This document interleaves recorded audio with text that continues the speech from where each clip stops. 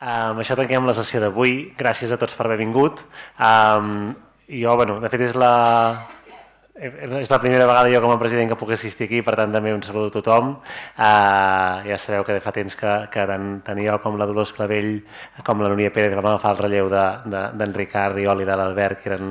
eren aquí, i aquesta sessió, la quarta d'Escola de Transport Públic, la volíem dedicar al tema de la tarifació i del finançament, perquè és un tema que ens preocupa molt. Jo crec que el debat ha estat molt interessant i us agraeixo a tots les intervencions, i jo crec que amb el que fèiem al CAP també he pogut expressar amb què em puc alinear més o menys, però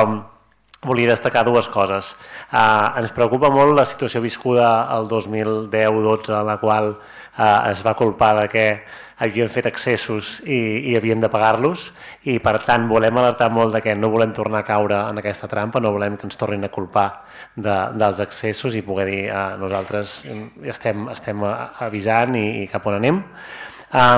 Sobretot per això volíem avui poder aprendre, debatre, veure visions també que no fossin exactament les mateixes que teníem nosaltres, sobretot des del que és més la Junta, per tant dels socis que ja els vam convidar a una sessió anterior específica per socis, com avui més amb altres entitats i amb experts del tema. Especialment jo em quedaria d'avui amb el que ha explicat la Gina, que el preu, o sigui la despesa, el cost que té el sistema de transport públic de l'ATM a Barcelona, que és un bon exemple que tenim, no ha parat d'augmentar des dels anys 2000, i en canvi el volum d'usuaris ha augmentat però molt menys, i això és una cosa que hem de veure per què, si és perquè els costos han augmentat o si és perquè estem sent menys eficients, per què passa això. De tota la conferència de la Mònica sobre diferents exemples, jo en trec que la gratuïtat podríem dir que està de moda i que hi ha un cert efecte de que ho veus a prop i per tant et poses també a implementar-ho, i que no té un impacte modal, però que sí té un impacte social d'accés al transport públic. Jo crec que és un discurs que hem de tenir molt clar. Una cosa és facilitar que una sèrie de gent a nivell social pugui accedir a aquests serveis, i una altra cosa és intentar que hi hagi més gent que l'utilitzi i deixi el cotxe. Són dos objectius, tots dos són bons i lloables, però només hem de tenir clar a quin ens dirigim quan fem cada una de les accions que fem. M'agrada també el que ha explicat de que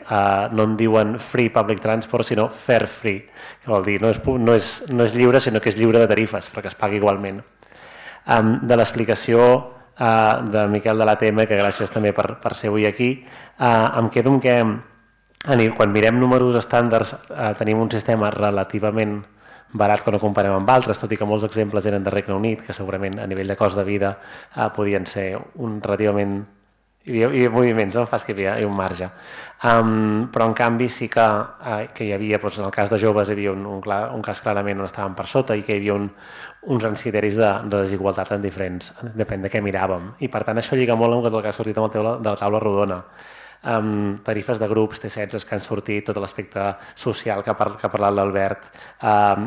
de seguida Noelia has tret tot el tema de l'homogeneïtzació. Nosaltres una miqueta la idea que teníem al cap era homogeneïtzació i integració a nivell de tarifació de tot Catalunya i de tots els diferents títols, i això no vol dir que tothom pagui exactament el mateix, sinó que vol dir que hi hagi un sistema que es pugui explicar amb un sol cartell, com aquell que diu, aquells cartells que l'ATM a Barcelona que els té ben explicats, que es pugui dir aquestes tarifes, si tens aquesta edat, si tens aquests criteris, si tens aquestes tarifes, i amb això et pots moure per tot Catalunya, i amb això és vàlid, i per tant una T16 té aquests efectes a tot arreu, una T-jove té aquests efectes, etc.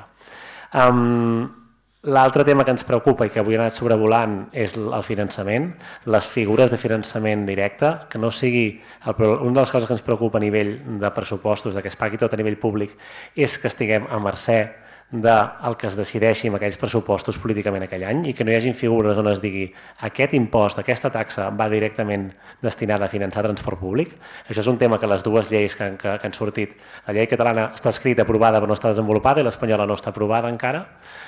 i això és un tema que s'hauria d'estar desenvolupant ja. I llavors, tot això,